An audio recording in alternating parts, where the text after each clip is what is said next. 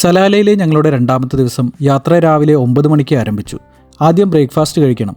പൂരി മസാലയാണ് ലക്ഷ്യം. അങ്ങനെ ഉടുപ്പി റെസ്റ്റോറൻറ്റിലെത്തി. സുൽത്താൻ കാബൂസ് ഗ്രാൻഡ് മോസ്കിന് ഓപ്പോസിറ്റാണ് ഈ റെസ്റ്റോറൻ്റ് ഉള്ളത്. ഫസ്റ്റ് ഫ്ലോറിലാണ് റെസ്റ്റോറൻറ്റ് ഏരിയ.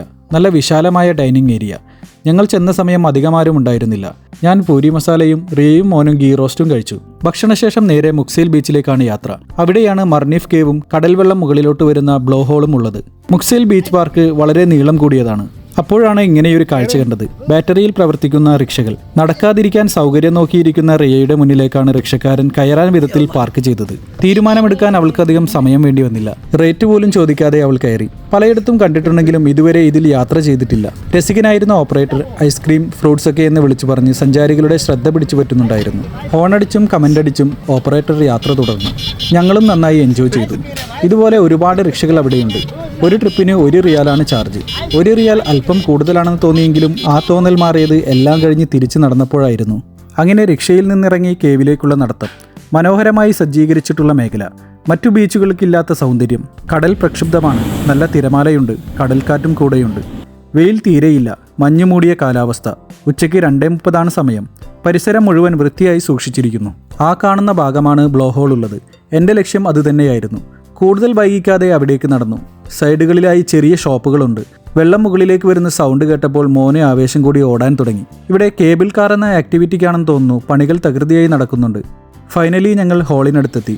ഭീകരമായ ശബ്ദത്തിൽ തിരമാലയുടെ അലയൊലി. അടുത്തേക്ക് പോകാൻ അധികമാരും ധൈര്യപ്പെടുന്നില്ല. എനിക്ക് പോകണമെന്നുണ്ടായിരുന്നു. പക്ഷേ ഡ്രസ്സ് നനയുന്നത് കാരണം അതൊഴിവാക്കി. കണ്ടു നിൽക്കാൻ തന്നെ നയന മനോഹരം. കുട്ടികൾക്കും മുതിർന്നവർക്കും എന്തൊരു കൗതുകം. 3 ഹോളുകളാണുള്ളത്. ഒന്നിൽ നിന്ന് മാത്രമാണ് ശക്തമായി വെള്ളം വരുന്നത്. ബാക്കി 2ൽ നിന്നും ഭീകരമായ ശബ്ദം. എനിക്ക് പോത്ത് ചീറ്റുന്ന ശബ്ദം പോലെ തോന്നി.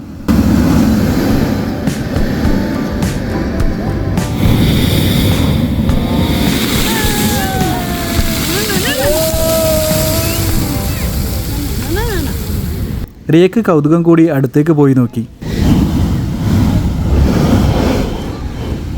കാണുന്നുണ്ടല്ലോ അവിടെ നിന്ന് ജസ്റ്റ്.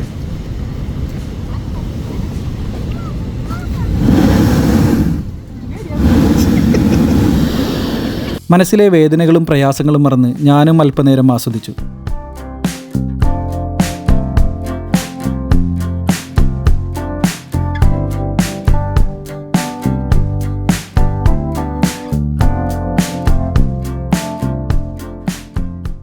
തിരിച്ചു കയറി ഷോപ്പിൽ നിന്ന് ചെറിയ ഫുഡിംഗ് നടത്തി.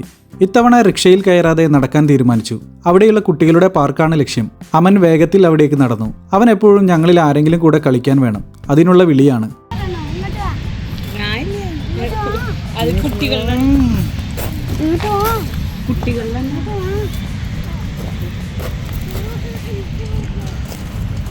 അല്പനേരം അവനു വേണ്ടി ഞങ്ങളും കൂടെ കൂടി.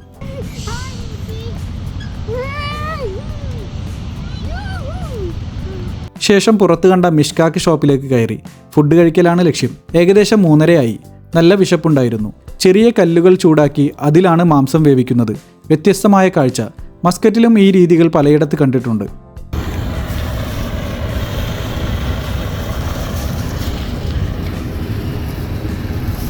അങ്ങനെ ഭക്ഷണവും കഴിച്ച് യാത്ര തുടർന്നു.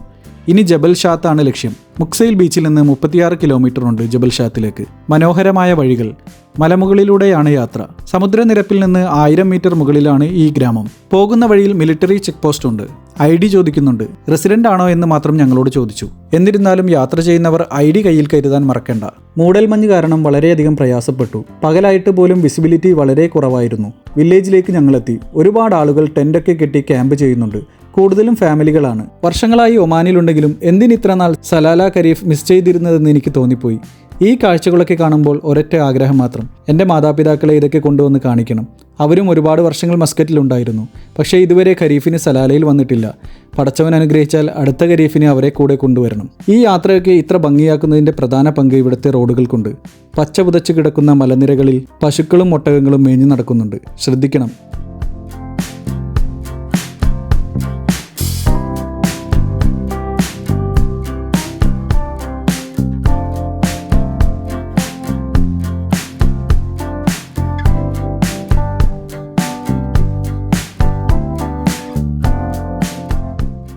ലക്ഷ്യസ്ഥാനത്തെത്തി. ഈ വ്യൂ വർണ്ണിക്കാൻ വാക്കുകളില്ല. ഒരുപക്ഷെ ഫോഗ് ഉണ്ടായിരുന്നില്ലെങ്കിൽ ഇതുപോലൊരു വ്യൂ വേറെ ഉണ്ടാകുമോ എന്ന് തോന്നിപ്പോയി. കണ്ണെത്താ ദൂരം പരന്നുകിടക്കുന്ന കടൽ, പച്ചപ്പ് നിറഞ്ഞ കൂറ്റൻ പാറക്കെട്ടുകളാൽ ഉയർന്നു നിൽക്കുന്ന മല. പറയാൻ വാക്കുകളില്ല. ബീച്ചിൽ വെച്ച് റിയ പറഞ്ഞിരുന്നു ഇവിടേക്ക് പോകണ്ട എന്ന്. പക്ഷേ ഞാൻ നിർബന്ധിച്ചു കൊണ്ടുവന്നതാണ്. ഒരുപക്ഷെ ഞാനത് അനുസരിച്ചിരുന്നുവെങ്കിൽ ഈയൊരു കാഴ്ച എനിക്കും അവൾക്കും നഷ്ടമാകുമായിരുന്നു. ഈ സലാല യാത്ര തന്നെ നഷ്ടമാകുമായിരുന്നു. എത്ര തന്നെ മഞ്ഞ് മൂടിയ റോഡാണെങ്കിലും ഇവിടേക്ക് നിങ്ങൾ വരണം. പറഞ്ഞറിയിക്കാൻ കഴിയാത്ത സൗന്ദര്യം. അത് അനുഭവിച്ചു തന്നെ അറിയണം. റിയക്ക് പേടിയാണ്. ഏതൊരു മാതാവിനെ പോലെയും മകനെ പിടിവിടാതെ കൂടെ നടന്നു. എൻ്റെ കൂടെ താഴേക്ക് വിട്ടില്ല.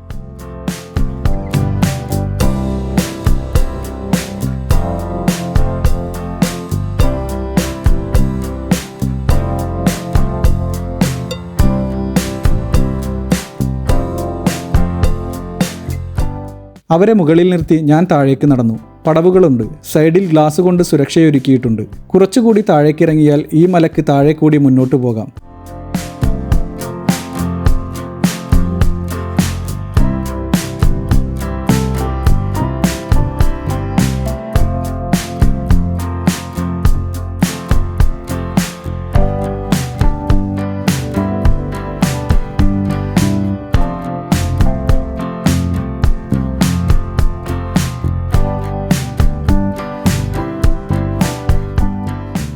കുനിഞ്ഞ് പതിയെ ഞാനും മുന്നോട്ട് നീങ്ങി.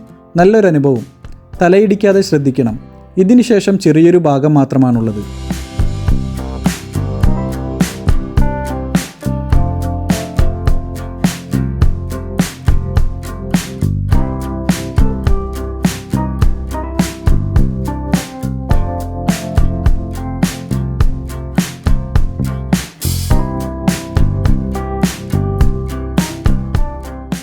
മുകളിലേക്ക് തിരിച്ചു കയറി. എന്നെ കാത്ത് റിയ നോക്കി നിൽക്കുന്നുണ്ട്. യാത്ര തുടർന്നു. വഴിയിൽ കണ്ട ഒരു പ്രദേശത്ത് വാഹനം നിർത്തി കുറച്ച് ഫോട്ടോസ് എടുത്തു.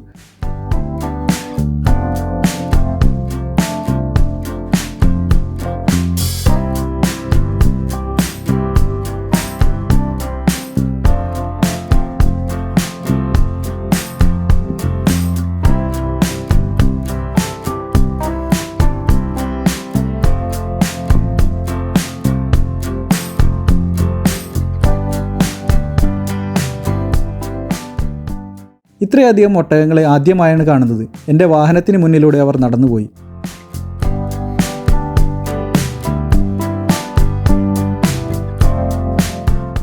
വൈകുന്നേരമായി. ഇപ്പോഴുള്ളത് ഇത്തീൻ സ്ക്വയറിലാണ്. സഞ്ചാരികളെ ആകർഷിക്കാൻ ഒരുപാട് പരിപാടികൾ നടക്കുന്നുണ്ട് ഇവിടെ. കുറച്ചുനേരം ഇവിടെ ചിലവഴിച്ചു. കുട്ടികളെ സന്തോഷിപ്പിക്കാൻ പാകത്തിനുള്ള കളികളും ഡാൻസുകളും. ഒന്ന് കഴിയുമ്പോൾ അടുത്തത് വരും. വളരെ മികച്ച കോർഡിനേഷൻ.